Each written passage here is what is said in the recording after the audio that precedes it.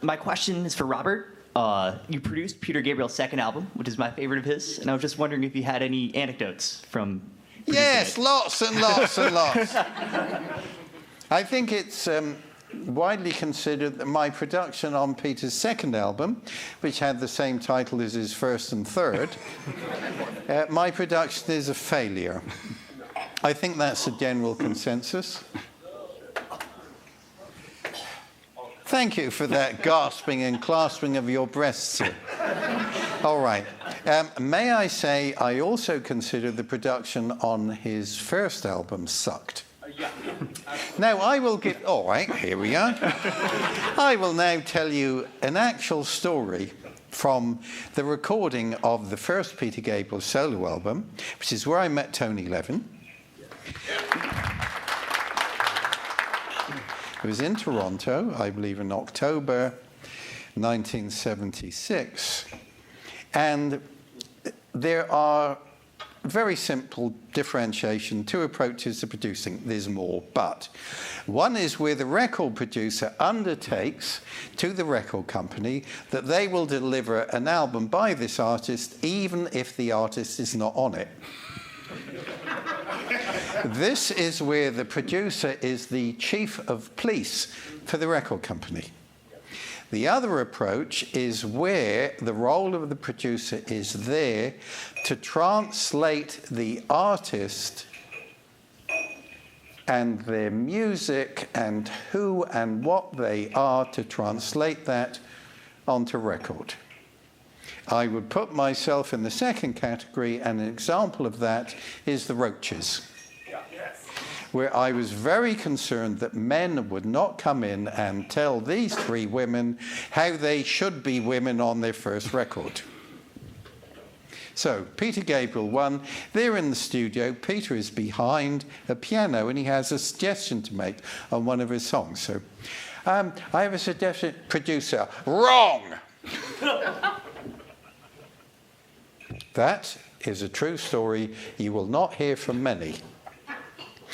On to the second album, where Peter had not yet realized the only person who can produce Peter Gabriel is Peter Gabriel, which came after this.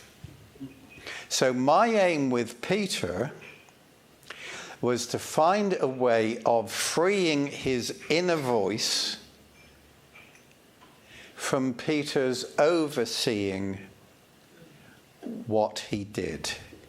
In other words, Peter had a close sense of what he wanted. There was a controlling element. I wished to shake Peter free from that, so his inner voice simply could get up and speak.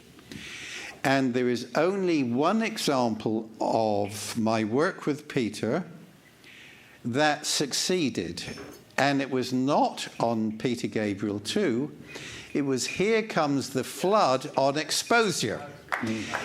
Here Comes the Flood on Exposure is Peter Gabriel's inner voice without Peter overseeing or directing what he thought Peter should be.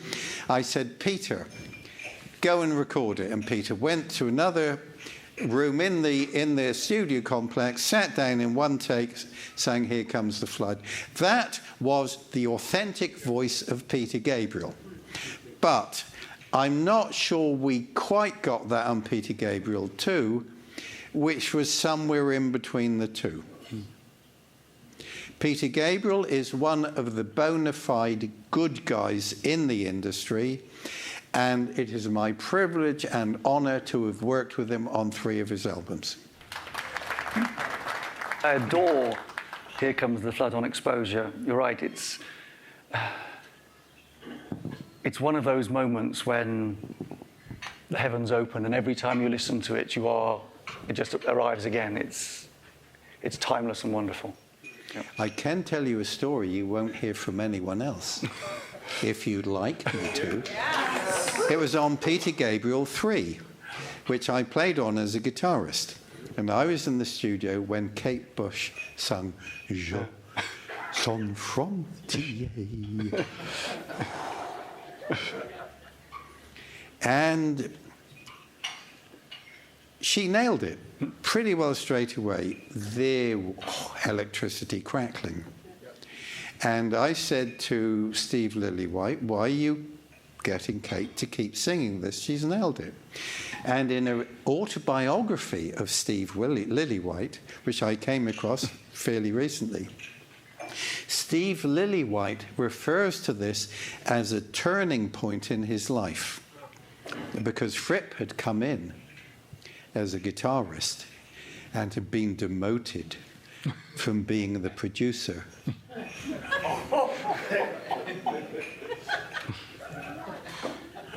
And when asserting myself, that producer who'd been left behind, to say Kate had already nailed it, Steve Lillywhite, a turning point in his life, stepped forward and said, no, Kate, sing it again. And in this way affirmed himself this was a turning point. Now, the second kind of producer, where you're there to translate and support and act in service of the artist, there is one paramount rule: protect the artist. An example of not doing them is to get them sing time and time and time again what they've already done with magic. So that's the story. You won't hear from anyone else.